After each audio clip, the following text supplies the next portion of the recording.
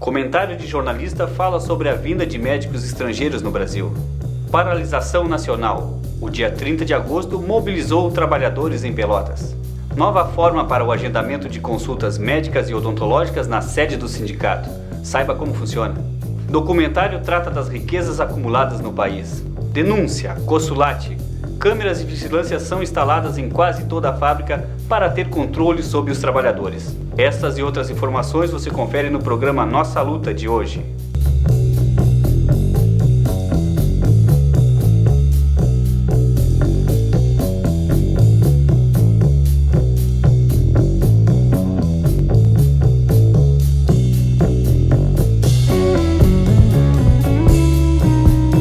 Boa noite, eu sou o Clóvis Rogério e esse é o programa Nossa Luta, apresentado pelo Sindicato da Alimentação. Na última sexta-feira, dia 30, o Dia Nacional de Paralisação mobilizou todo o país.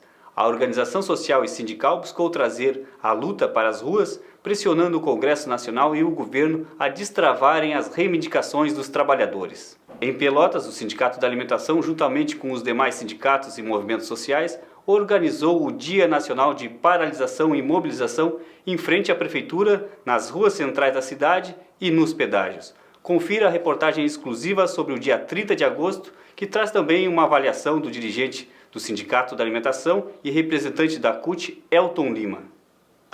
As atividades do Dia Nacional de Paralisação em Pelotas e na região sul começaram já na quinta-feira, dia 29 de agosto.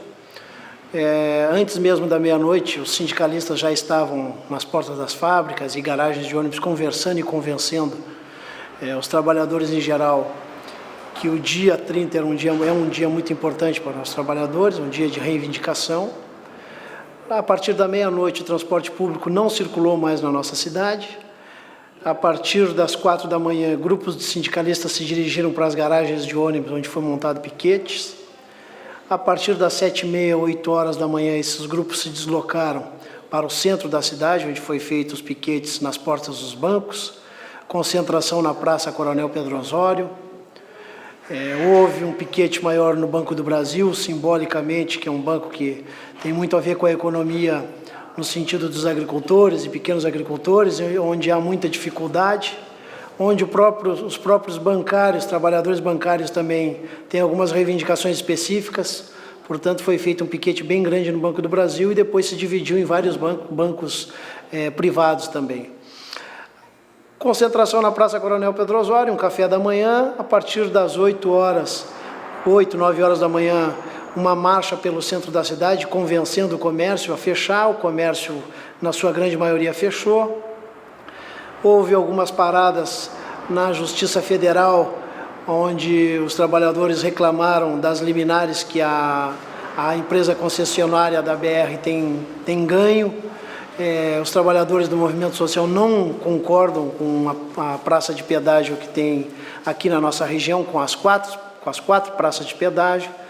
E este foi um dos motivos também das reivindicações específicas aqui da nossa região.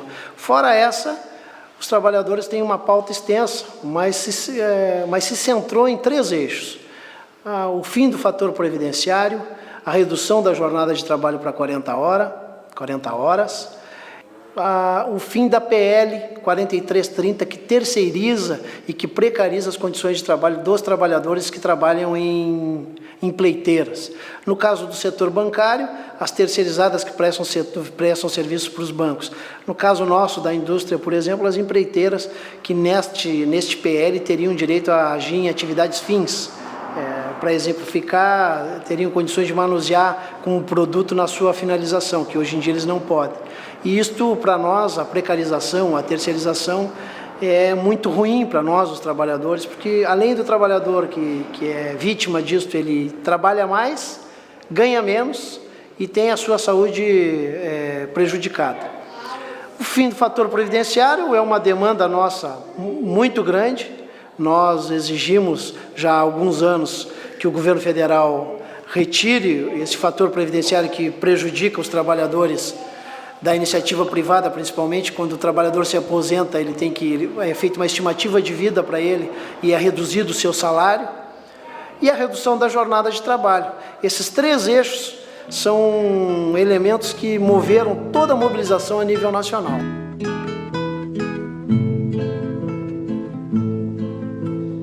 A la huelga, compañero, no vayas a trabajar.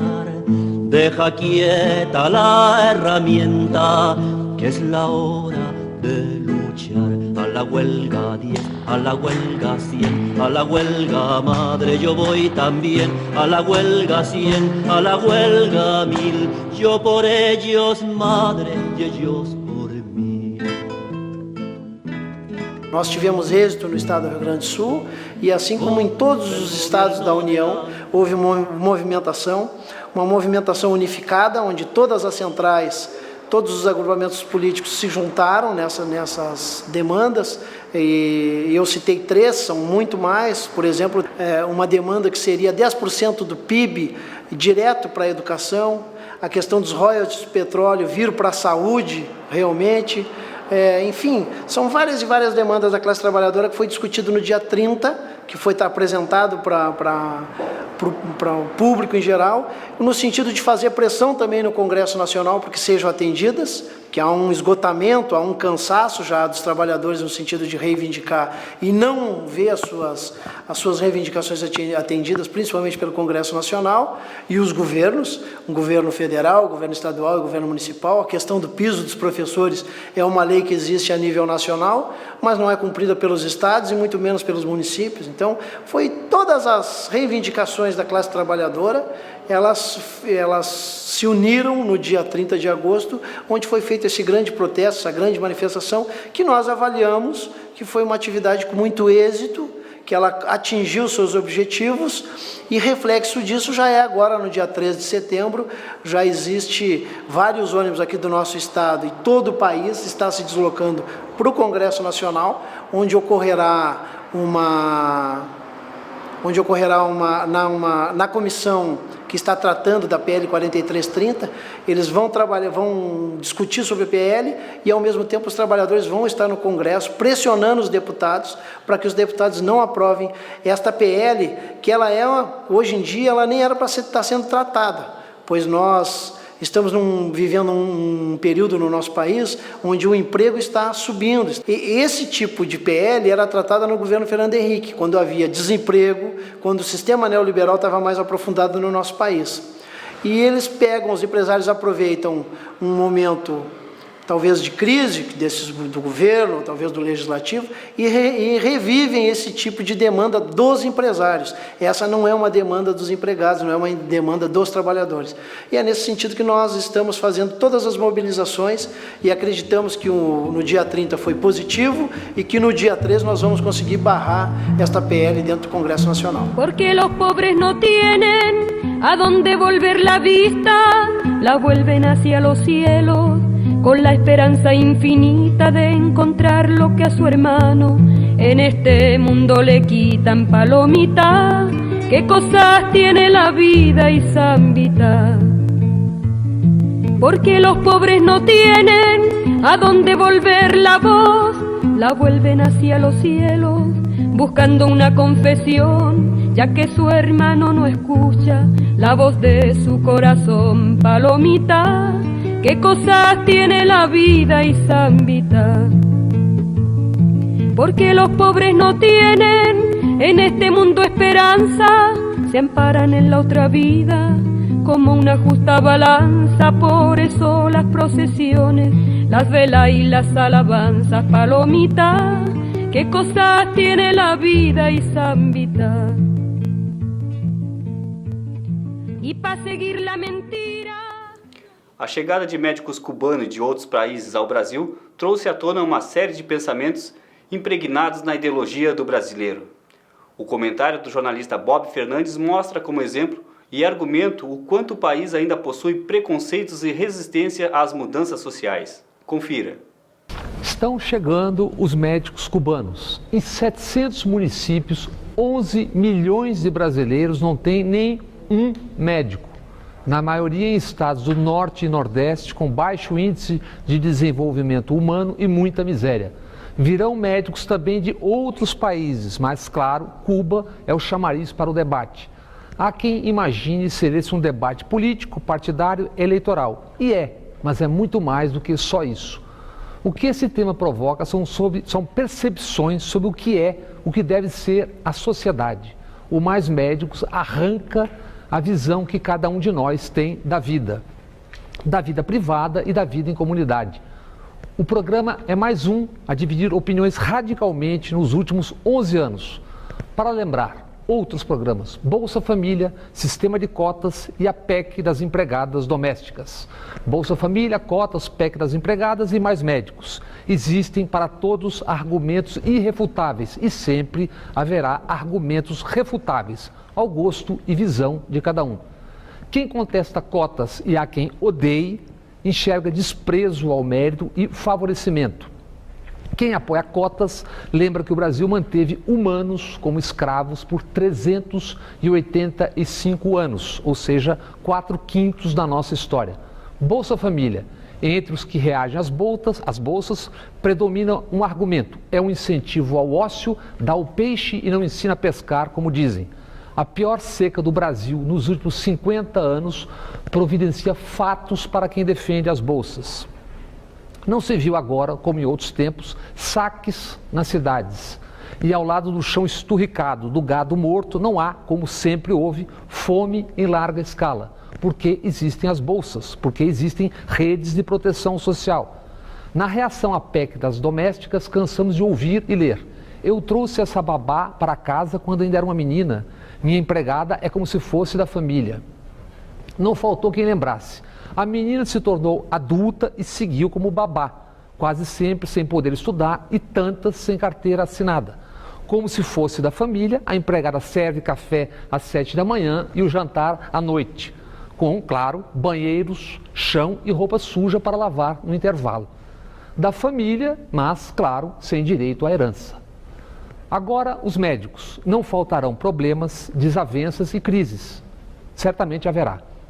Mas há outro lado nessa história. 700 cidades, repetimos, não tem nem um médico. E milhares de cidades têm, se tanto, um médico. Não tem médicos porque faltam condições para tanto, mas também porque médicos para lá não querem ir. Milhões que moram nessas cidades não querem saber se o médico é baiano, sueco ou cubano. Querem médicos e medicina.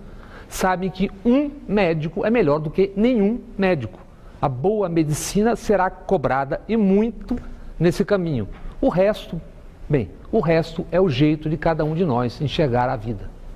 Boa noite. Trabalhador, conheça o seu sindicato. Saiba como ficou a nova forma de agendamento para as consultas com os médicos e dentistas na sede do Sindicato da Alimentação, com uma entrevista que fizemos com Adelina Macedo na sede do sindicato. Confira.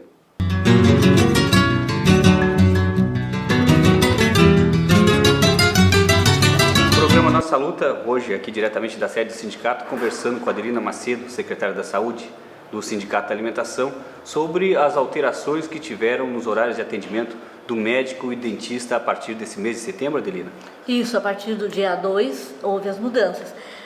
Nós, preocupados em atender bem os sindicalizados e os dependentes, se preocupamos em mudar para facilitar o agendamento das consultas, principalmente do médico. Que eles vinham aqui para marcar a partir da 1h30 e a partir de setembro eles podem agendar pelo telefone, marcar pelo telefone. A mudança é, em vez de vir aqui, marca pelo telefone.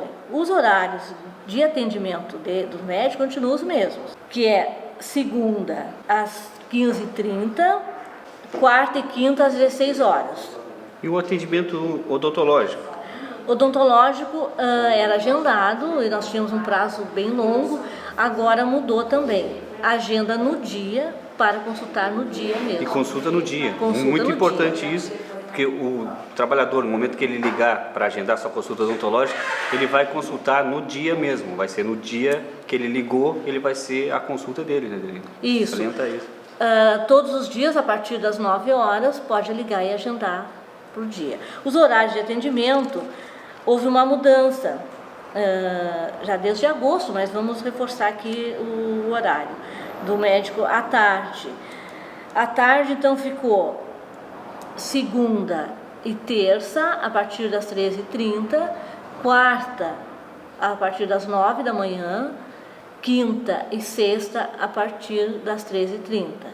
Então, o único dia que é de manhã é quarta-feira. Os outros dias é às 13h30. Isso para o atendimento odontológico? Odontológico. Exatamente. Então, o trabalhador ligando por 3225-3564 ou ligações a cobrar através do 9090-3225-3564, fazia sua consulta e já no mesmo dia ser atendido, né, Debrina? No mesmo dia. Tanto o médico quanto o dentista marca pelo telefone e consulta no mesmo dia. Os atendimentos vão ser por ordem de chegada, então a pessoa que ligou e marcou tem que chegar na recepção e dar o nome para seguir a sequência por ordem de chegada.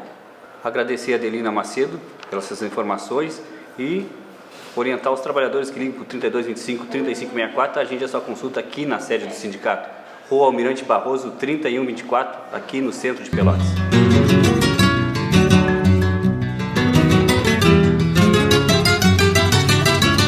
Para agendar sua consulta, procure o atendimento no Sindicato da Alimentação. Ligue para nós, o telefone é o 3225-3564, ligações a cobrar através do 9090-3225-3564. No documentário de hoje você vai conhecer o relançamento de um dos temas que permanecem atuais na conjuntura política e econômica brasileira.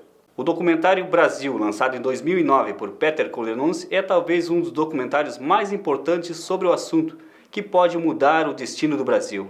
A riqueza das recém-descobertas reservas de pré-sal, que é estimada em trilhões, suficiente para suprir as necessidades do país como educação, saúde, moradia, transporte, alimentação, infraestrutura e tantos outros problemas. Confira trechos do documentário.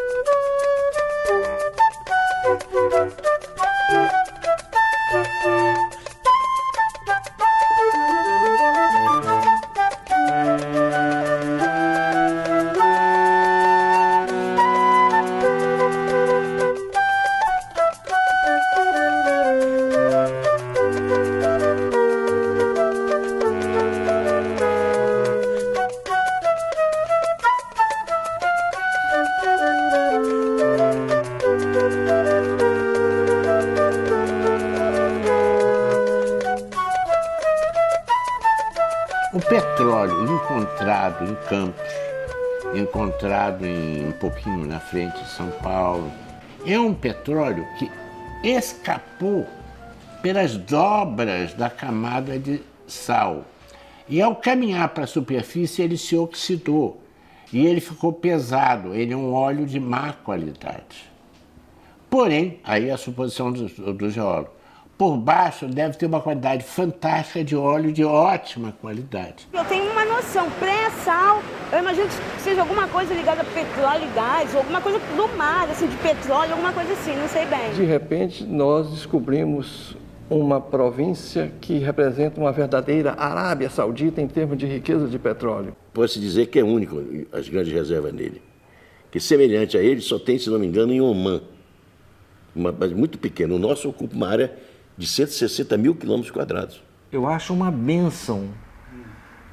O nosso petróleo está lá embaixo do pré-sal. Por ele ser um petróleo difícil, é que nós estamos condenados a construir uma longa cadeia produtiva, com muita ciência e tecnologia, com muito trabalho qualificado, para poder chegar nele. O primeiro impacto positivo do pré-sal, gerar empregos, emprego cria a espiral virtuosa, né? Você tem emprego, você ativa a indústria, ativa o comércio, gera emprego, então faz uma espiral que vai num crescendo em favor do país.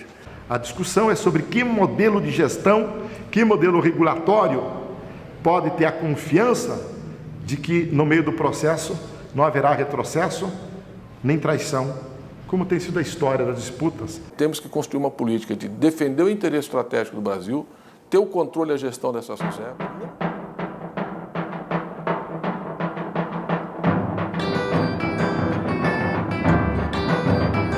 Estamos diante da empresa Consulate para mais uma denúncia da ação sindical. O que está ocorrendo nesta empresa? Colocaram câmeras de vigilância em todos os setores aqui na Consulate. Isso, para nós do sindicato, é um desrespeito aos trabalhadores. Por isso estamos denunciando. Para que essas câmeras? É lógico que é para fiscalizar, oprimir mais o trabalhador, de uma forma de pressão para que ele trabalhe mais e ter total controle dele dentro da fábrica. Então, nós do sindicato estamos denunciando essa vergonhosa ação da cooperativa Consulate. Esta é mais uma denúncia da ação sindical.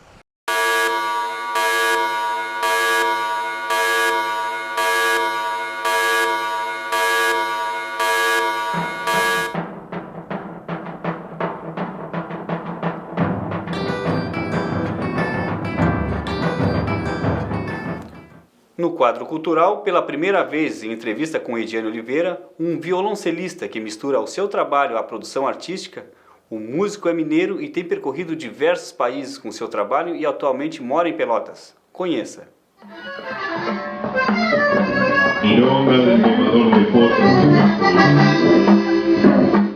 O entrevistado do quadro cultural de hoje é o músico e produtor cultural Rafael Evangelista.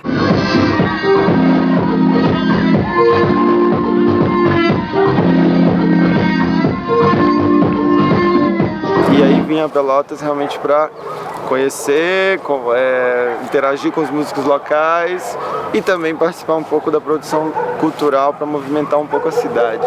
Esse seria o meu principal objetivo aqui nessa permanência em Pelotas.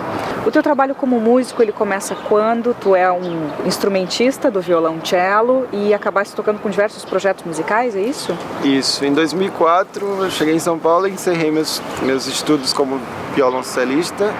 E aí eu entrei em 4 orquestras, uma sequência, até chegar na Filarmonia de São Paulo, uma orquestra de ópera. Passei 3 temporadas, foi muito interessante pela questão clássica, erudita, que eu assimilei.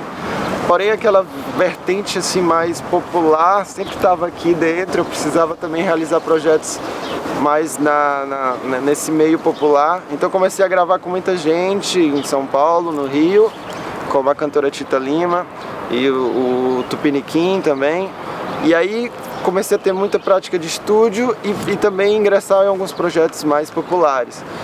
A partir disso eu comecei também a fazer turnês, conheci um peruano, fiz uma turnê pela América do Sul, digamos assim, Bolívia e Peru.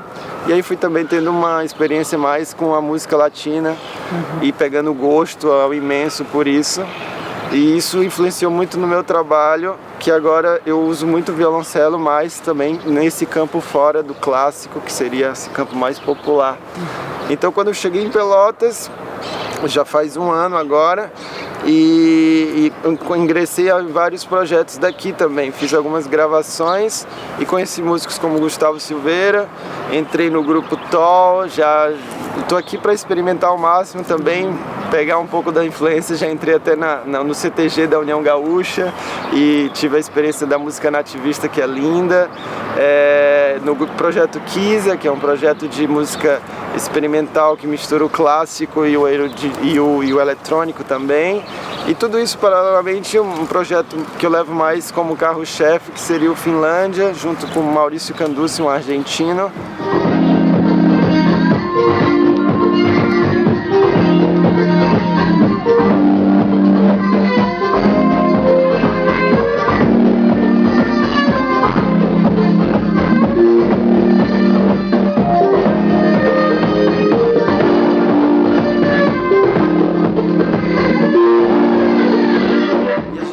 música já está há 3 anos rodando aí em vários países e ganhamos prêmios no Hangar de Música, já gravamos com o Benegão, com Curumim, com Fernanda Porto, tocamos com a Pitty e tudo mais.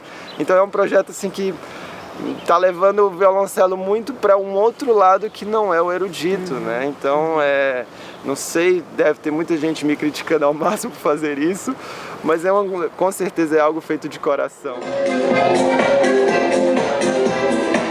A questão acadêmica, principalmente nesse instrumento, o violoncelo, o próprio timbre te leva muito ao clássico, né? O erudito.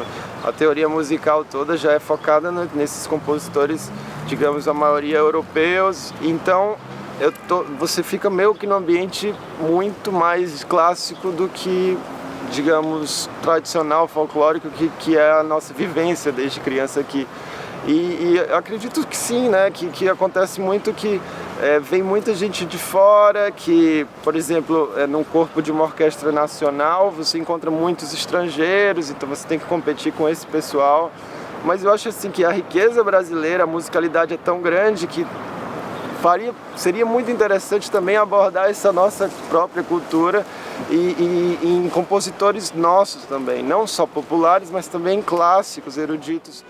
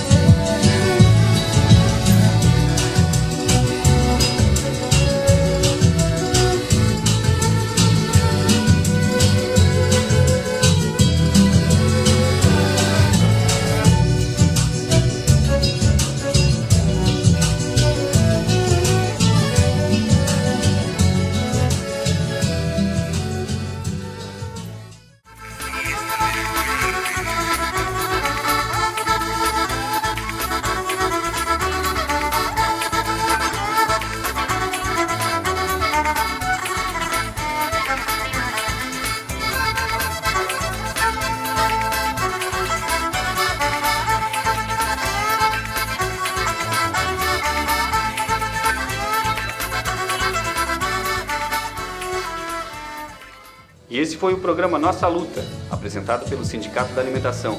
Para ter acesso a esse e todos os outros programas, acesse no YouTube. Coloque lá, Nossa Luta 1.tv. Nós voltamos na semana que vem. Uma boa noite a todos e a todas e até lá.